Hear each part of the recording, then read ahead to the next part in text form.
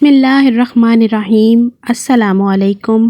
نبیوں کے امام یوٹیوب چینل کے سامعین کو چینل پر خوش آمدید۔ جو شخص اپنی بیوی کے پاس جاتے وقت بسم اللہ الرحمن الرحیم پڑھ لے تو اس میں شیطان شریک نہ ہوگا، اور اگر اس ہم بستری سے حمل قائم ہو جائے تو اس حمل کا بچہ اپنی زندگی میں جس قدر سانس لے گا اس قدر اس کے باپ کے اعمال میں نیکیاں لکھی جائیں گی۔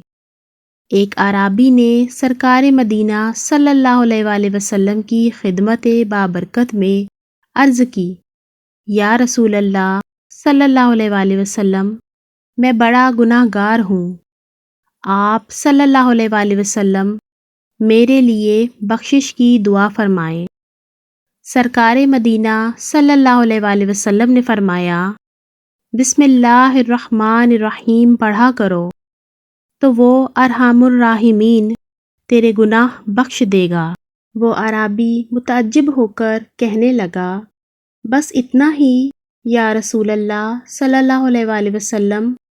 آپ صلی اللہ علیہ وآلہ وسلم نے فرمایا، جو مسلمان مرد یا عورت سچے دل اور یقین کے ساتھ بسم اللہ شریف پڑھے گا، اللہ اپنے فضل و کرم سے اس بندے کو دوزخ سے آزاد کر دے گا۔ اسی طرح حضرت ابوبکر صدیق رضی اللہ تعالیٰ عنہ سے روایت ہے کہ سرکار مدینہ صلی اللہ علیہ وآلہ وسلم نے فرمایا، جو شخص ایک مرتبہ بسم اللہ پڑھتا ہے، اللہ اس کے نامہ اعمال میں 10,000 نیکیاں لکھتا ہے، اس کی 10,000 برائیاں مٹاتا ہے اور 10,000 درجے بلند فرماتا ہے۔